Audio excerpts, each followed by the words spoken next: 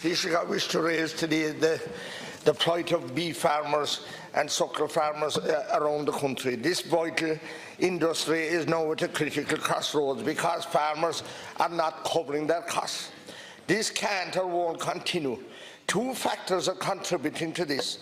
Factories have a monopoly and are not paying farmers properly or fairly for their very high standard of animals being produced. Not enough live exports being sourced by the Department of Agriculture or indeed Board B.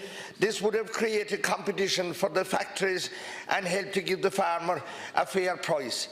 Farmers are attending beef plant meetings all around the country, including Kerry, and are outraged at the inaction of this government and feel that they are totally neglected. Indeed, I highlighted here in this chamber last week where a Libyan buyer was waiting for more than 3 months for a visa so that he could come in to buy over 4,000 bulls, worth over 500 million, or 5 million, sorry. I'm glad that following my intervention, he has now got his visa. However, it's too late because he's gone to Spain to do his business there. Hopefully, he will come back at another stage. The factories are using ridiculous rules and regulations to trip up the farmer. The 4-movement rule, if it is shown that the animal has moved more than 4 times, the factory will reduce the price by 40 to 80 euros.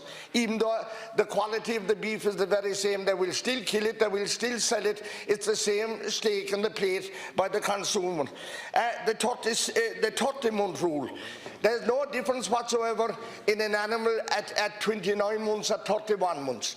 And if it goes over 30 months, they reduce them again. They reduce the animal by 40 to 80 euros. And indeed, if the animal goes over 36 months, they'll reduce the price of the animal by 200 euros.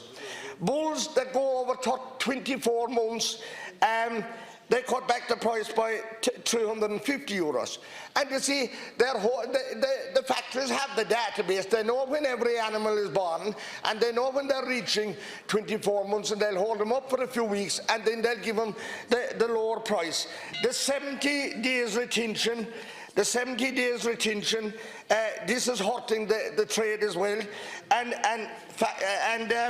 lairage in Cherbourg, we do not have adequate lairage in Cherbourg to take the dairy bred beef calves out of the country. How is it, Taoiseach, that animals are making 200 euros a head more in the north of Ireland? There's only a boggy ditch between us in places between the north and the south of Ireland. The 5th quarter, then, this is the more serious aspect of what the factories are doing to the farmers. The 5th quarter is worth over 270 euros to the factory, and the farmer is not getting 1 brown cent of this. The offal, tendons, tongues, hide, the hoof, and all those parts of the animal, the factories are selling, and they're not giving 1 cent to the farmer. This is stealing, this is robbery from the farmers who work from dak to dak to put good animals before the factories or into the factories. Taoiseach. Thanks very much, Deputy. As we'll all be aware in this House, we have roughly 70,000 beef farmers in Ireland. Beef farming and the beef industry is an essential part of our agricultural economy, an essential part of our rural economy as well, extending well beyond the farm to marts, to processors and to other aspects of the meat industry. In terms of what government is doing to support farmers, you'll be aware that we've put in place a very successful beef data genomics programme, providing funding to farmers to improve the quality of their stock. Just in the last couple of weeks, BEEP, the new beef environmental programme, has come into effect, providing roughly 20 million to beef farmers, and as well the beef forum has been established, made up of farmers, made up of producers, made up of the Minister and his officials, working on many of those detailed issues which you've raised, ranging from lairage to in Cherbourg to the rules and regulations. The overriding concern, of course, for everyone working in the beef industry is what's going to happen in the next couple of weeks in relation to Brexit. And I want beef farmers in the beef industry to know that we have their back in that regard. We're working to secure a deal that provides a transition period so that there is no change to the rules of trade, at least until the end of 2020. and I believe that will help to restore confidence in the industry and allow prices to rise again. In the event that we don't have a deal, we're working very closely with the European Commission to put in place financial supports that will be necessary to bail out the industry, something we will have to do to defend incomes and defend jobs, and that's our priority at the moment.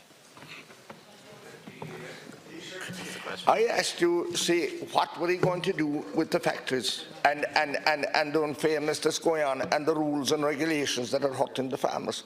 And I've asked you many times here inside this chamber, and it just looks like that he don't get it. He don't understand what's going on out there.